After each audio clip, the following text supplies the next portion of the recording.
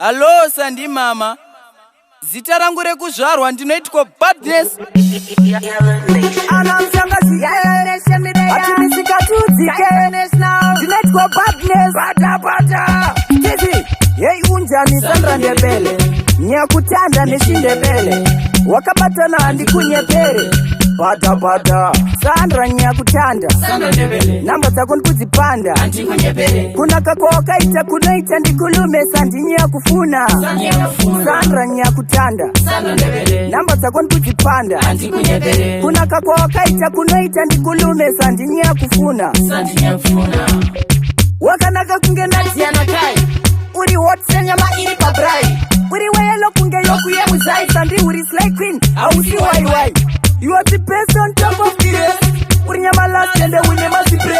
uri kupisa noti isile kuwe sindo da kukupa vana vari muchuno Sandra nyakutanda namba dzako ndikuzipanda kuna kako wakaita kunoita ndikulume sandinya kufuna Sandra nyakutanda namba dzako ndikuzipanda kuna kako wakaita kunoita ndikulume sandinya kufuna levo vanhu ngavasa kukombea na pokelo unompedzera une bhonzo reyelo plus futi sandi haupfeke bhero nefuti une musika unotimbura chikero zvaizvozvi ndiwe uri kupisa ndakona pichera kwendinomi hoi pafondo nzokuda kukukisa izvozvi nditori redi logo lakuzandra nyakutanda namba dzako ndikuzipanda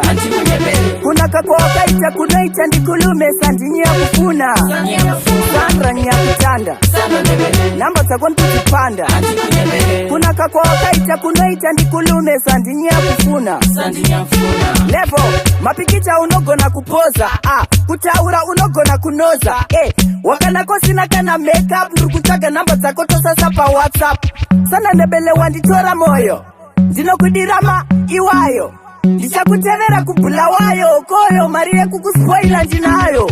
wakanaka zvinomwisa mvura unogeza unotamba nemvura hausi chip sandi unodhura I am falling for you murudo ndakanyura sandi uri so sweet ende uri so lit ende uri so neat ende uri so cute wakabatana kuita kunge bato wakabatana kuita fanika poto nembato nyakutanda namba dzako ndikuzipanda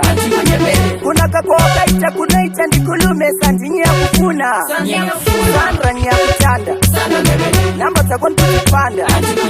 kuna kako wakaita kunoita ndikulume sandinya kufuna